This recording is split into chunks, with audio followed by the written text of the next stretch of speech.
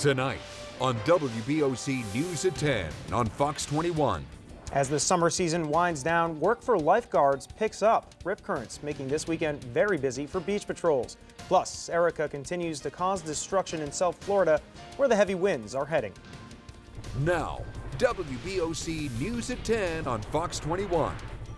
Good evening, I'm Evan Kozloff, and this is WBOC News at 10.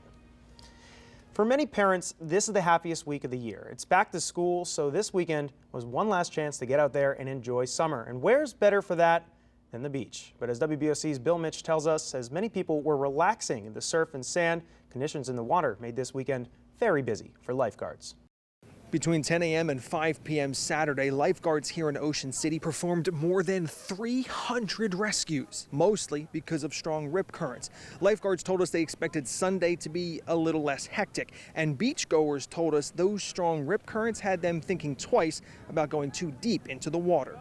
Sunday was a pretty good beach day. A little overcast, not too hot. Spending the day in the sand was not a bad way to wrap up the weekend, which is exactly what Celia Linderson and her family from Rhode Island were doing. We come every year for family activities. This is our vacation spot. Where Celia says she was not going to spend her day was out in the water, maybe just in the surf. That's because Sunday the threat of rip currents was at a moderate level. Saturday, the rip currents were a big problem. In fact, lifeguards were called into action nearly 350 times. That's enough for some to second guess going too deep into the Atlantic. It concerns me because there's, I have a little one with me, and I know that families are together, and it's scary to see that the water can do that to people, but it doesn't stop us from coming to the beach. One lifeguard told WBOC on Sunday it was just part of the job and they were ready to do it again if needed. And while some said they would steer clear of the water on Sunday, others would not be denied the chance to jump into the ocean. Because I'm here on a vacation.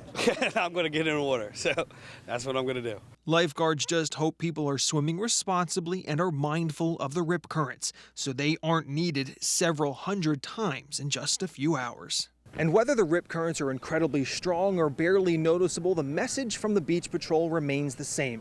Make sure you're only swimming when someone is in one of those stands watching over you. In Worcester County, I'm Bill Mitch for WBOC News here in Ocean City.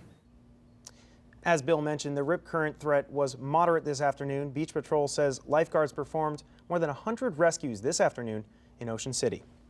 Well, despite that dangerous water, it was a beautiful day out there, but rain might be in our forecast. Let's check in with meteorologist Mike Lichniak to see when that might be. Well, hi there, everybody. We saw a beautiful day across Delmarva with a lot of sunshine by the afternoon hours, and that sunshine propelled us into the mid to upper 80s. We got to 88 in Georgetown and Dover, 86 in Salisbury, Cambridge, and Easton. The clouds will be on the increase as we go through the overnight tonight, as we're going to start to see a little wave of energy from our south move in and bring us the chance for a few showers here or there. Overnight tonight, temperatures only dropping back into the upper 60s and low 70s.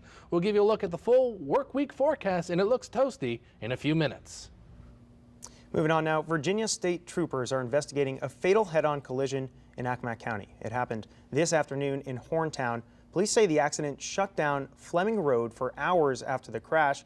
Police have not released the identity of the victim in this crash in Accomack County.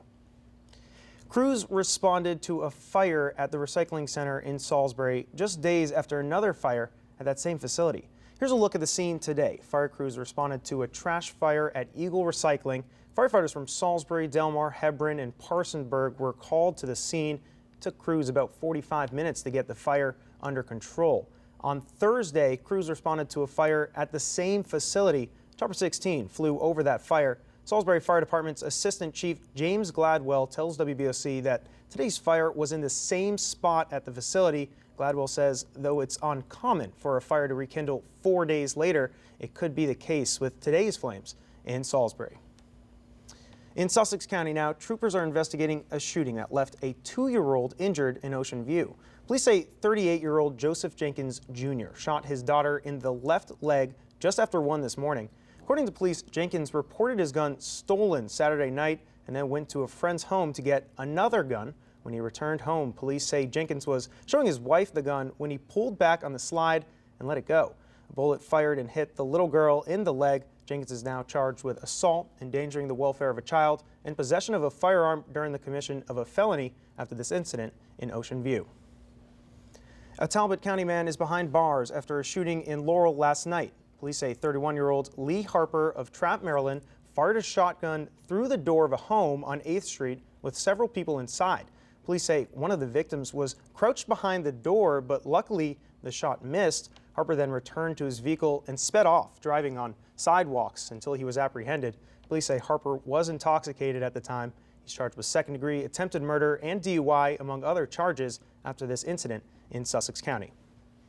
In Dorchester County, records were broken at the Taylor's Island annual boat docking contest.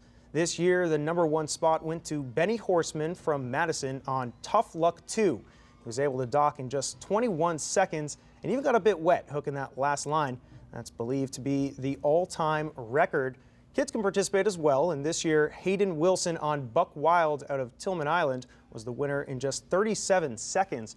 All proceeds from the boat docking contest go to help the Taylor's Island Volunteer Fire Company. They say this is their biggest fundraiser of the year in Dorchester County. Making headlines tonight, community in Houston is coming together today in honor of a Texas sheriff's deputy who was shot and killed on Friday. Mourners gathered at the gas station where the officials say Deputy Darren Goforth was murdered. They laid flowers, balloons, and other mementos at the pump where he was ambushed. Authorities have arrested 30-year-old Shannon Miles in connection to the execution-style killing. Miles is now facing a capital murder charge in Texas. And another memorial today out of Roanoke, Virginia. TV station WDBJ held a memorial service for Allison Parker and Adam Ward. Those were, of course, the two journalists murdered on air last week. Colleagues remembered Allison Parker and Adam Ward as two hardworking journalists taken much too soon. The two were gunned down while conducting a live TV interview on Wednesday. Shooter Vester Flanagan then faxed a suicide note to ABC News outlining his racial motives in the killing. Flanagan took his own life as police closed in. The memorial today was a time for both tears and laughter as colleagues fondly remembered Parker and Ward.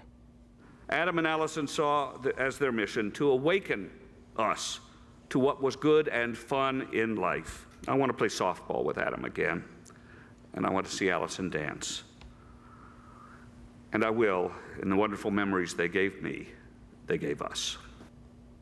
To Parker's parents, the tragedy has opened a window for change. Barbara Parker says her family will advocate for gun control reforms and to keep firearms out of the hands of those with mental illnesses. The third victim, by the way, Vicki Gardner, is still recovering from her wounds after that shooting in Virginia. A flash flood watch remains in effect across parts of Florida. This is as remnants of Tropical Storm ERIKA is bringing strong winds and heavy downpours to the region. Don Champion reports from South Florida. The remnants of Tropical Storm ERIKA whipped up dangerous waves along the beaches of South Florida. Flags on lifeguard stands warned people to enter at their own risk. Some surfers could not resist. All the waves keep crashing on you, trying to drown you and stuff. But once you get out there, you hit the wave. It's good, man. Yeah. Even though ERIKA weakened significantly over the past 2 days, the biggest threat is the storm's drenching rains. Parts of Miami saw 4 inches of rain last night alone. Tourists have been out between downpours making the most of their trips. We were hoping that we would be able to take advantage of the beach, and we did get to do it for maybe a day and a half. Because of the potential for 4 or more inches of rain, much of South Florida is under a flood watch until Monday morning. ERIKA dumped more than 15 inches of rain on the tiny Caribbean island of Dominica last week. At least 20 people were killed and dozens are still missing. Crews are trying to get food and supplies to communities cut off after roads were washed away. Don Champion, CBS News, Homestead, Florida. Officials in Dominica are now requesting aid from the international community in order to better deal with all that destruction. Coming up next, we'll tell you about one California man who came face to face with a mountain lion. We'll have his reaction. Plus, what do you get when you mix comedian Jerry Seinfeld, a lemonade stand, and the police? We'll tell you how they all connect coming up. All that is when WBOC News at 10 continues after this.